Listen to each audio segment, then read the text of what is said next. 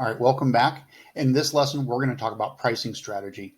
I'm sure in the last lesson, probably raised quite a few eyebrows concerning the discussion around pricing. Uh, Most of us are resistant to adjust our pricing. It's something that we're very sensitive to. The customers are very sensitive to it. But I assure you that you're probably pricing incorrectly, and we want to adjust that. And we also want to look at um, what that means to your business. So the biggest mistake we make in pricing is formula. And when we talk about this formula, we see that we have uh, a tendency to apply a straight markup to the cost of a product, and then we stop there. We don't go back and analyze this pricing model. So in this case, we're going to look at a $50 cost point, and we're going to add 30%. So the math for that is 50 times 1.3 gives us this price point of $65. This is true, but it's an incorrect price model. The correct price model uses the inverse of that 30%. So 50 plus 30% in this case, or a 30% markup, which we want to see in our gross margin, is calculated by taking 50 divided by 1 minus 0.30 or 0.7. And 50 divided by 0.7 is 71.43. That's the correct pricing model. Now, here's how we compare it.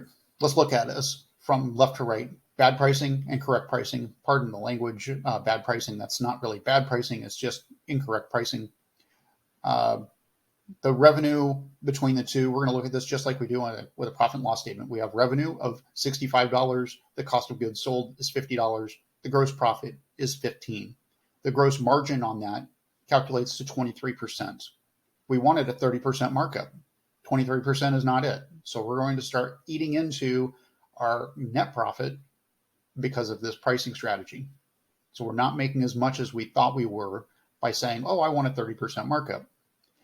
However, with the correct pricing model, we see that the revenue on one unit is $71.43.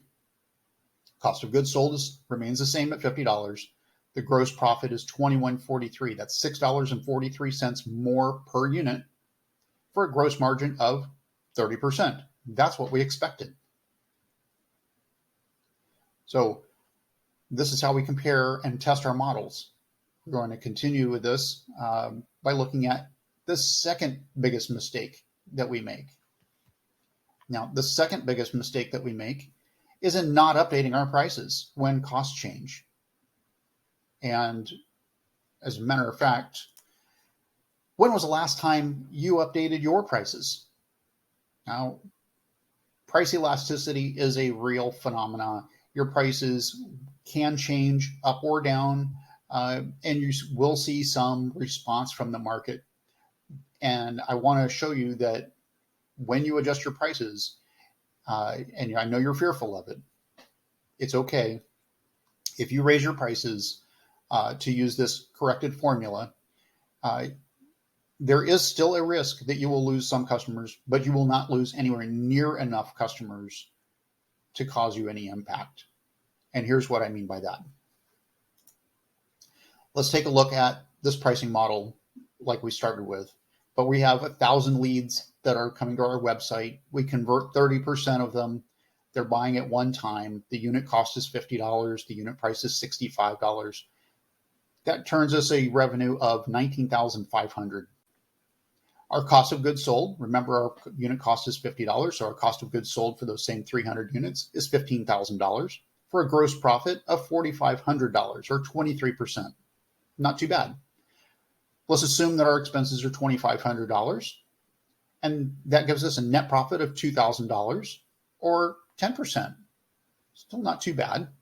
Our break-even point is 167 units. We have to sell 167 units to break even. Anything over that is profit. It's all pure profit. So now let's use the corrected formula. We're going to take that price divided by 1 minus that percentage point. So from a leads perspective, we haven't changed anything about our leads. We haven't changed anything about our conversion rate. We haven't changed anything about the transactions per client. And we haven't changed anything about the cost of that product. But our unit price goes to $71.43. That's a $6.43 increase over our previous pricing model. What does that do for gross revenue?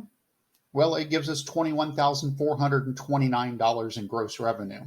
That's $1,929 more than with the previous price at these same leads, conversion rates, transactions, and costs.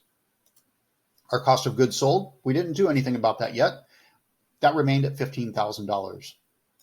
But our gross profit changed from $4,500 to $6,429. That's a 30% markup. That's our 30% markup. That's a 30% gross profit margin. That is an increase of $1,929. And that's also an increase of our gross of 7% in our gross margin. Now, again, our expenses haven't changed. We didn't do anything differently. So our net profit goes to $3,929 or 18%.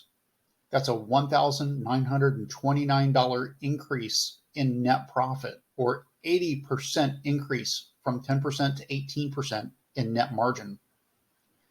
Now, the break-even analysis. We only need to sell 117 units to break even, not 167. That's 50 less units. We could potentially lose 30% of your existing customers and their transactions because of this price increase, and you would still break even. Now, what's the likelihood that you're going to lose 30% of your customers because you increased your pricing? Probably not good that you're going to lose 30%. You might lose a couple percent, but the impact is going to be mitigated away when we start looking at leads, conversion rates, transactions, and cost management. And those lessons are coming up. But in the meantime, we have some homework for you. The homework this time is to evaluate your current pricing strategy. We want you to perform a break-even analysis on your current and your future pricing based on this lesson, and then update your prices. Actually make the decision to do it, get it done, and you will start seeing a dramatic improvement in your net profits in the next 30 days. And this is going to pay for this course and many times over. But it's an immediate win, and hopefully this class calms some of your fears and shows you that you can make this change and grow your business. Until the next lesson, thank you, and I'll see you soon.